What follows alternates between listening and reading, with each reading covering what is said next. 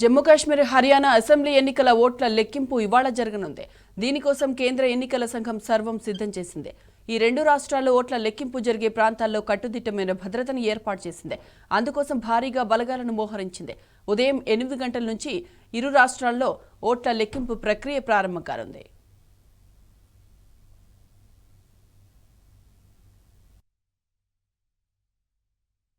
హర్యానాలో బీజేపీ, కాంగ్రెస్, ఆమ్ ఆద్మీ పార్టీలు పోటీ పడుతుండగా సంయుక్తంగా జన్ నాయక్ జనతా పార్టీ, ఆజాద్ సమాజ్ పార్టీ, అలాగే ఇండియన్ నేషనల్ లోక్దల్, బహుజన్ సమాజ్ పార్టీలు కలిసి పోటీ చేయనున్నాయి. హర్యానాలో ముఖ్యంగా కిసాన్, పహిల్వాన్, జవాన్ అంశాల ఆధారంగానే ఎన్నికలు జరిగాయని రాజకీయ విశ్లేషకులు చెబుతున్నారు. రైతు చట్టాలు, నిరుద్యోగం, మహిళా రెజిడర్లపై లైంగిక వేధింపులు, అగ్నివీర్ పథకంపై వ్యతిరేకత వంటి అంశాలు బీజేపీకి చెడ్డ పేరు తీసుకొచ్చాయి. దీంతో హర్యానా ఎన్నికల్లో కాంగ్రెస్ గెలిచే అవకాశాలు ఉన్నాయని పోస్ట్ పోల్ సర్వేలు సైతం వెల్లడించాయి.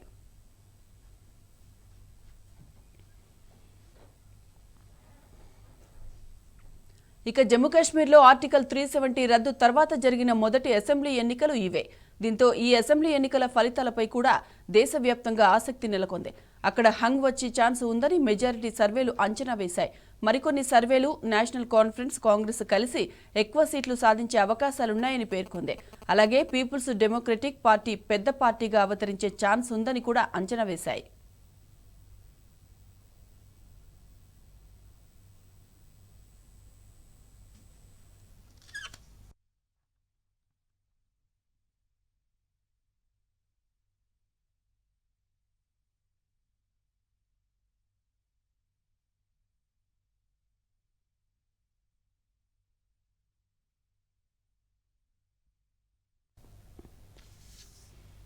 జమ్మూ కాశ్మీర్, హర్యానా అసెంబ్లీ ఎన్నికల ఓట్ల లెక్కింపు ఇవాళ జరగనుంది. దీనికోసం కేంద్ర ఎన్నికల సంఘం సర్వం సిద్ధం చేసింది. ఈ రెండు రాష్ట్రాల్లో ఓట్ల లెక్కింపు జరిగే ప్రాంతాల్లో కట్టుదిట్టమైన భద్రతను ఏర్పాటు చేసింది. అందుకోసం భారీగా బలగాలను మోహరించింది. ఉదయం 8 గంటల నుంచి ఇరు రాష్ట్రాల్లో ఓట్ల లెక్కింపు ప్రక్రియ ప్రారంభం కానుంది.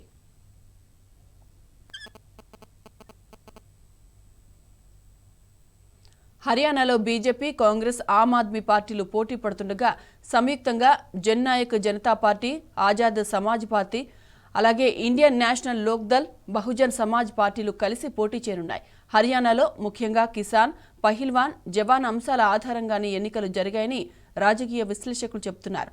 రైతు చట్టాలు, నిరుద్యోగం, మహిళా రెజిడర్లపై లైంగిక వేధింపులు, అగ్నివీర్ పథకంపై వ్యతిరేకత వంటి అంశాలు బీజేపీకి చెడ్డ పేరు తీసుకొచ్చాయి. దీంతో హర్యానా ఎన్నికల్లో కాంగ్రెస్ గెలిచే అవకాశాలున్నాయని పోస్ట్ పోల్ సర్వేలు సైతం వెల్లడించాయి.